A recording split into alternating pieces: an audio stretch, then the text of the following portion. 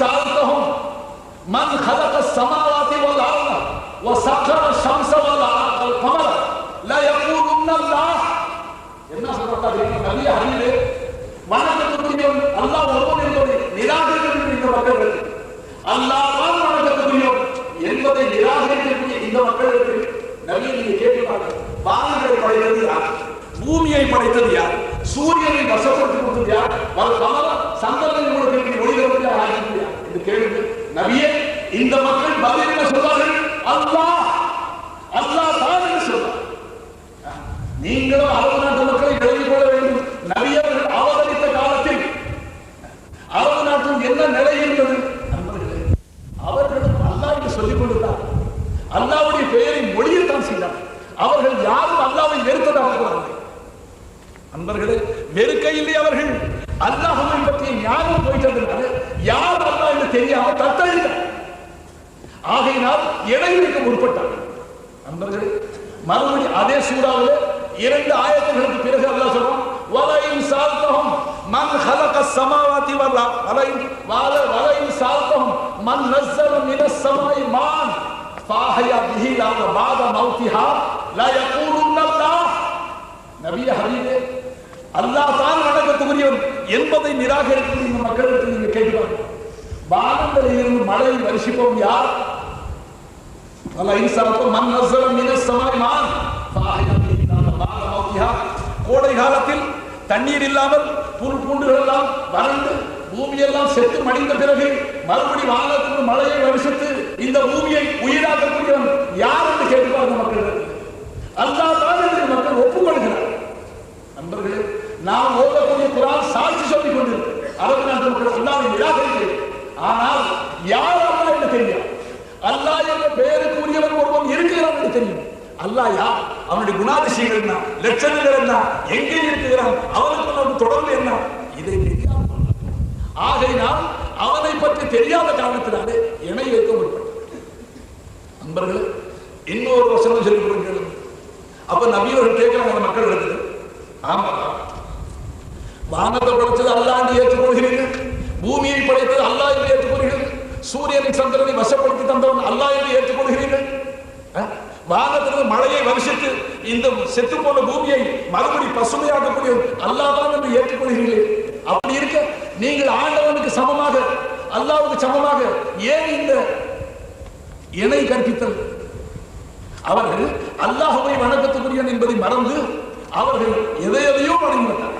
அன்பர்கள், அப்ப பெருமானார் கேட்கிறார்கள், ஆண்டவன் அல்லாஹ் தான் என்று ஏற்றுக்கொள்ளக்கூடிய நீங்கள் பின்ன இது ஏன் செய்கிறீர்கள்?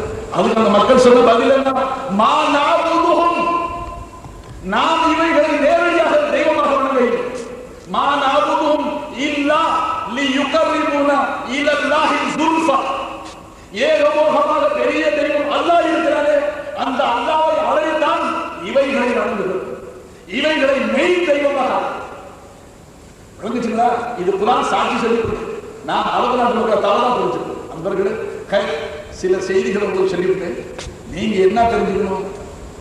அன்னைக்கு 2 மாணவர்கள் அவங்களுக்குள்ள பேசிட்டாங்க. எல்லாம் 25 வருஷம் முடிஞ்சவங்க. கோச்சுக்காரங்க. ஒருத்தர் கேட்கிறார், ஏண்டா அல்லாஹ் ஒருத்தர் இருக்கத்தானே செய்யலாம், எங்கேயாச்சும் இருக்கத்தானே வேணும், இந்த திருப்பெயருக்கு சொந்தக்காரன் ஒன்றும் இருக்கத்தானே வேண்டும் என்று ஒரு மாணவர் கேட்கிறார். both are Muslim students. அதனால தான் சொல்ல கேட்கிறாங்க. அதுக்கு அடுத்த மாணவர் சொல்றார், என்னடா அல்லாஹ்வை பத்தி நாம இதெல்லாம் சிந்திக்கலாம பேசலாம், சூரியனே பல கோடி மைல்களுக்கு அப்பால இருக்கு, சூரியனே பல கோடி மைல்களுக்கு அப்பால இருக்கு, அல்லாஹ் அதுக்கும் அந்த பக்கம் இருக்கிறார், ஏன் அவரை பத்தி நாம பேசணும்னு சொல்றாங்க. both are college students.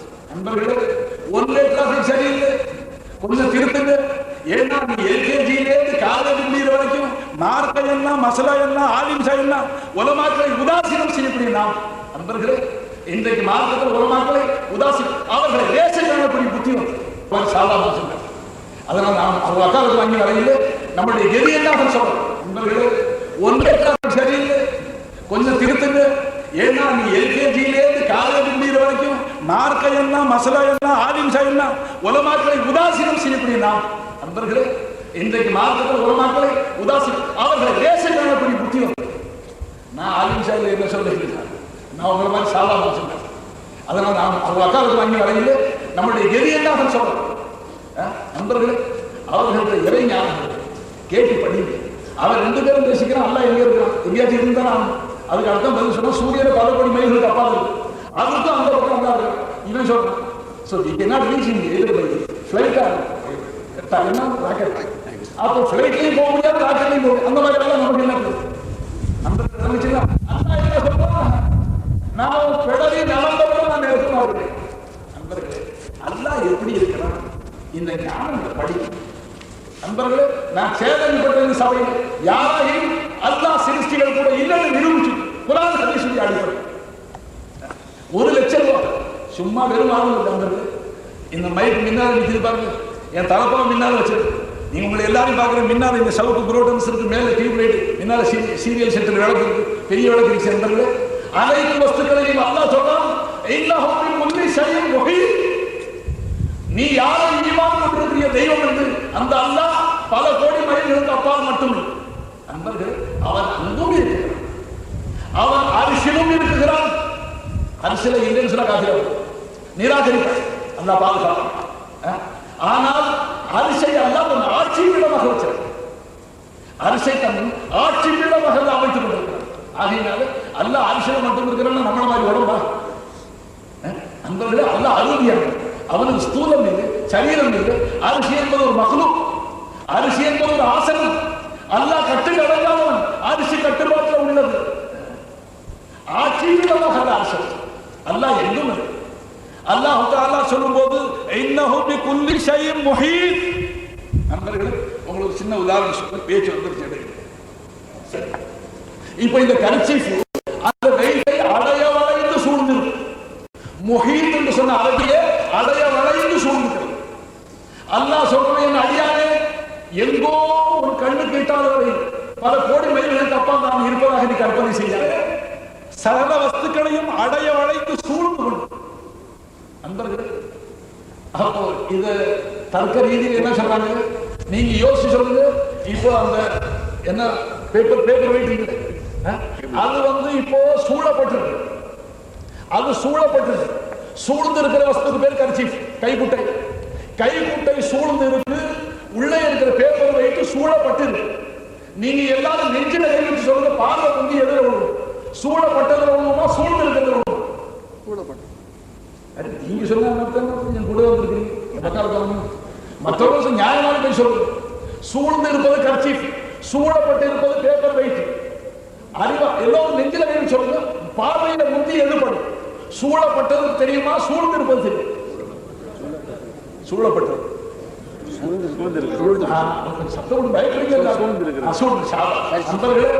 அப்ப கர்ச்சீஃப் சூழ்ந்து இருக்கு, முந்தி அதுதான் தெரியும். சூழப்பட்டது பிறகுதான் தெரியும்.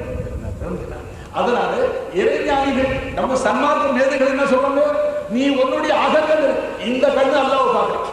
அதனால யாபத்தில் வச்சு சுவனபதி போறவரை இந்த கண்ணால் யாரும் அல்லாஹ்வை காணணும். இந்த கண்ணால் அல்லாஹ்வை கண்டவர்கள் முஹம்மது ரசூலுல்லாஹ். அவர்கள் புனிதமிக்க மேராஜ் யாத்திரை இந்த கண்ணால் அல்லாஹ்வை தரிசித்தார். இங்கேயும் அல்லாஹ்வை தரிசித்தார்கள், அர்ஷமும் அல்லாஹ்வை சென்றார்கள், அல்லாஹ்வை தரிசித்தார்கள். நண்பர்களே, அப்ப சூழப்பட்ட வஸ்து புத்தி தெரியும். அதனால இறை மகான்கள் சொல்றாங்க, மாராயித்து ஷையன் இல்லாத ராயித்துல்லாஹ் கப்லஹு. வஸ்துக்களை பார்ப்பதற்கு முன்னால் நான் அல்லாஹ்வை பார்க்காத வஸ்துக்களை பார்ப்பதில்லை சொல்றாங்க. நீ பார்க்கவே முடியாத வஸ்து. நண்பர்களே, நான் இன்னொரு சின்ன உதாரணம் சொல்லி கொடுக்கிறேன். எனக்கு யாரும் வரைய பேப்பர் வெயிட் கடைசியில் கூட போயிடுது. நண்பர்களே, இது என்ன மெட்டல் சொல்றது, உங்களுக்கு எனக்கு இடையிலே ஒலிபெருக்கியாக ஒரு கருவியாக அமைந்திருக்கு. இந்த ஸ்டாண்ட் மெட்டல் தான் சொல்லுங்க. நான் உங்களிடத்தில் தாழ்ந்த கேட்டுக்கிறேன், யாராக ஒருவர் வந்தால் எனக்கு பேர் சொன்னார், ஜஸ்ட் மீட்டிங் பார்க்கலாமா சந்திக்கலாமா, ஒரு ப்ரொசஸ்.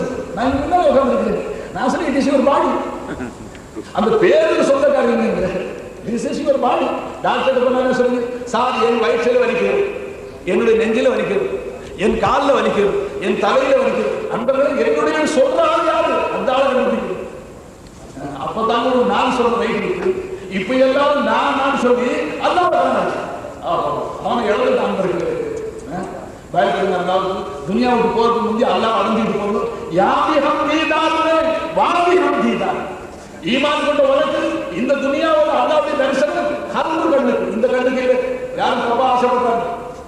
சில பேர் ஆசைப்படுறோம் அல்லாஹ் பார்க்க ஆசை ஏமாந்து போடுவோம். சில பேர் நண்பர்களே பெருமானார் இந்த நல் தலோ ரப்பக்கும் ஹத்தா தமுத்து, மரணத்தை நீ எய்தாத வரை இந்த கண்களை ரப்பை காணும். அப்ப நீ எந்த கண்ணால பார்க்க முடியும்? அகக்கண். அந்த அகக்கண் இறை ஞானத்திலிருந்து திறக்கும். அல்லாஹ் பத்தி ஞானம் இல்லை. இப்பதான் நம்ம அல்லாஹ் பத்தி பேசிக்கிறோம், அல்லாஹ் பத்தி பேசுறது நண்பர்களே. அப்ப அல்லாஹ் சொன்னா சில பேர் இது அல்லாஹ்ங்கிறது வெறும் பேர் தாண்டா நண்பர்களே. ஏன் இஸ்லாம் இந்த நிலைக்கு சொல்றேன் நண்பர்களே. உங்களுக்கு சரித்திரம் சொல்றேன். என்ன செய்யணும்? நேரத்தை நான் வீணாக்கலாம் அர்த்தம் பண்ணிக்கிறேன் பாருங்க. பெருமானாருடைய சரித்திரம் சொல்றேன். 40வது வயசுல நபி அவர்கள் அல்லாஹ்வை அறிமுகப்படுத்த. அல்லாஹ் யார், எங்க இருக்கிறாங்களா, உங்க கூட எப்படி இருக்கிறான், நமக்கும் அல்லாஹ் உறவு என்ன? மீலாது விழாவுக்கு நாம் அனைவரும் வந்தோமா? அல்லாஹ் நம்மை கொண்டு வந்தானா? ஈமான் கொண்டு வந்து சொல்லுங்க. அல்லாஹ் நம்மை கொண்டு வந்து சேர்த்தான். இங்கு நான் பேசுகிறேனா என்னை அல்லாஹ் பேச வைக்கிறானா? அல்லாஹ் பேச வைக்கிறான். நீங்கள் கேட்கிறீர்களா? அல்லாஹ் உங்களை கேட்க செய்கிறானா? அல்லாஹ் உங்களை கேட்க செய்கிறான் நண்பர்களே. ஆனா இது எல்லாம் ஒத்துக்கிறோம். ஆனா என்ன நினைக்கிறோம்? எங்கேயோ இருந்துகிட்டு அல்லாஹ் நம்மளை எல்லாம் பெரடியில கை கொடுத்து எடுத்துட்டு வந்தான். நண்பர்களே, உன் கூடவே இருந்து அல்லாஹ் கொண்டு வந்தான். உன் கூடவே இருந்து கொண்டு வந்தான். இப்போ உன் கூடவே இருந்து உங்களை உட்கார வச்சிருக்கான். உன் கூடவே இருந்து உங்களை கேட்க வச்சிருக்கான். என் கூடவே இருந்து என்ன சொல்ல வச்சிருக்கான். நண்பர்களே, இவர்களை இங்க படம் பிடிக்க வச்சிருக்கிறாங்க. நண்பர்களே, நீங்க என்ன அல்லாஹ்வுக்கு நன்றி செலுத்துங்க. இந்த மாரிஃப ஞானங்களை, அல்லாஹ்வை பற்றிய உண்மைகளை நீங்கள் தெரிந்து கொள்ள ஆசைப்படாத வரை பெருமானாருடைய உண்மையான புகழ், அவர்களுடைய காதல் நமது நண்பர்களே சம்பூர்ணமாக. அதனால தான் பெரியவர்கள் சொன்னாங்க அல்லாஹ்வுடைய ஞானங்களை தெரிந்து அப்பதான் நபியுடைய உயர்வு. நபி அவர்கள் பூமியில ஒரு நண்பர்களே, நான் இப்போ சொல்ல கேட்டேன். 40வது வயசுல திருக்கலிமாவை கற்றுக் கொடுத்த நபி. இப்ப நான் உங்களே கேட்கிறேன், யோசிச்சு பாருங்க. தொட்டு சொல்லப்படி நாம் 1400 ஆண்டுகளாக சொல்லிக் கொண்டே இருக்கிறோம். லா இலாஹா இல்லல்லாஹ், நோ காட் பட் அல்லாஹ். வணக்கத்துக்குரிய தெய்வம் அல்லாஹ்வை தவிர யாரும் இல்லை. உருதுல நஹி கோய் மாபூத் சிவாய் அல்லாஹ் கே சொல். அன்பர்களே, வணக்கத்துக்குரிய தெய்வம் அல்லாஹ்வை தவிர யாரும் இல்லைன்னு நீ யாரை சொல்ற? யாரை ரிஜெக்ட் பண்ற? அன்பர்களே, என்னைக்காச்சும் சிந்திச்சோமா? இது பரம்பரை பாத்தியமா கிடைச்சிச்சு. சஹாபாக்கள் எதிர்த்து நபியர்கள் திருக்கலிமாவை கொண்டு வந்தா சஹாபாக்கள் ஆரம்பத்தில் எதிர்த்தாங்க. இது என்ன ஆச்சரியமா இருக்கு? அஜாலல் ஆலிஹத இலாஹம் வாஹிதா இன்ன ஹாதா லஷைஉன் உஜாப்.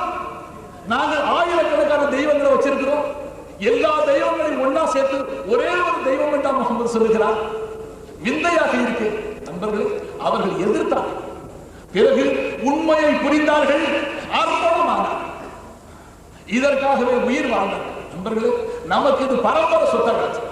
லா இலாஹ இல்லல்லாஹ்வுல அரபி எழுத்து 12 எழுத்து, முஹம்மது ரசூலுல்லாஹ்வுல 12 எழுத்து.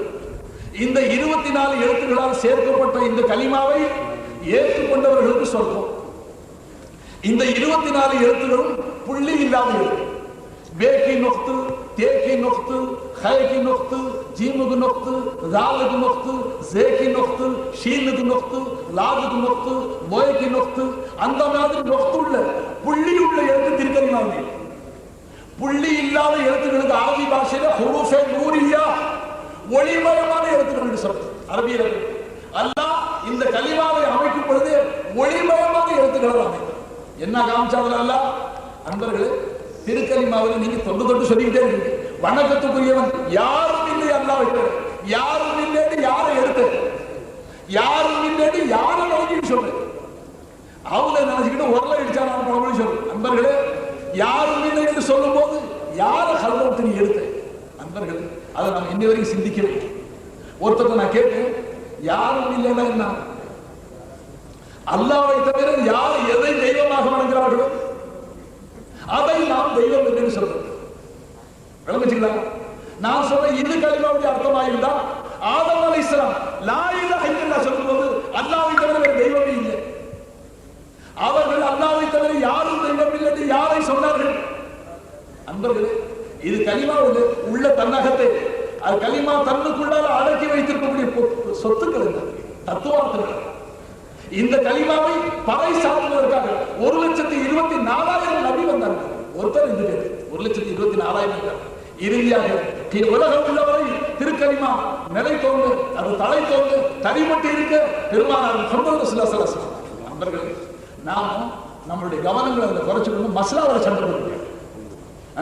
இது மக்ரூவ், அது மக்ரூவ். நண்பர்களே, அதெல்லாம் வேணாம்னு சொல்லி அதனால யார் என்ன வேணாலும் செய்யலாம்னு அர்த்தம். இறைவனை பற்றிய உயர்வு உள்ளத்துல வராத வரைக்கும் தொழுகையை பற்றி முடியும். இப்ப எல்லாரும் என்ன சொல்றாங்க? கலிமா சொல்றாங்க. முஸ்லிம்கள் என்ன சொல்றாங்க? வணக்கத்துக்குரிய தெய்வம் அல்லாஹ் தான் சொல்றாங்க. நீ ஏன் அல்லாஹ் வணங்காம இருக்கிற? அன்பர்களே, எங்க போனாலும் என்ன சொல்றாங்க? முஸ்லிம்களிலே இன்னைக்கு தொழக்கூடியவர்கள் 5%. எந்த ஊர்ல போய் கேட்டாலும் சொல்றாங்க, எங்க ஊர்ல 105 பேர் தொழுகிறாங்க. நான் சொன்ன பாக்கி 95 பேர் ஏன் தொழுது? அப்ப அவர்கள் அல்லாஹ்வை வணக்கத்துக்குரிய தெய்வமாக ஏற்றுக்கொள்ள இல்லையா?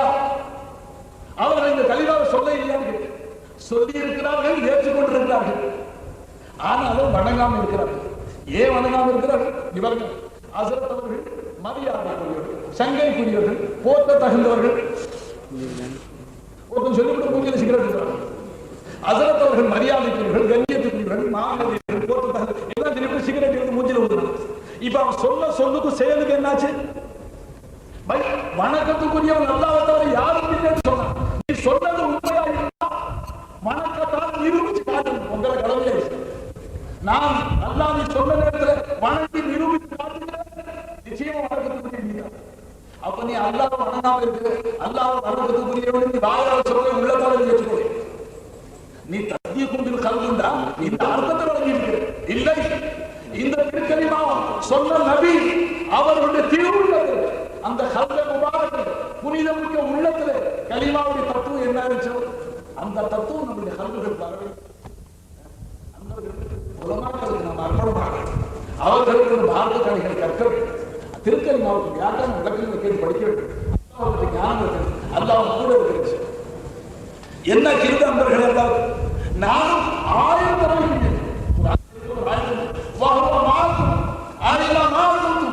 நீ எங்க இருந்தாலும் நீ மனைவியுடன் தனிச்சு இருந்த 3ஆவதாக அல்ல இருக்கிற அன்பர்களே. நீயும் மனைவி தனிச்சு இருந்த அங்க 3ஆவதாக இருக்கிறது அல்ல. வேற யாரும் வச்சிருக்க முடியாது. நீ தாயிலே தனியாக போல கூட 2ஆவதாக இருக்கிறாங்க.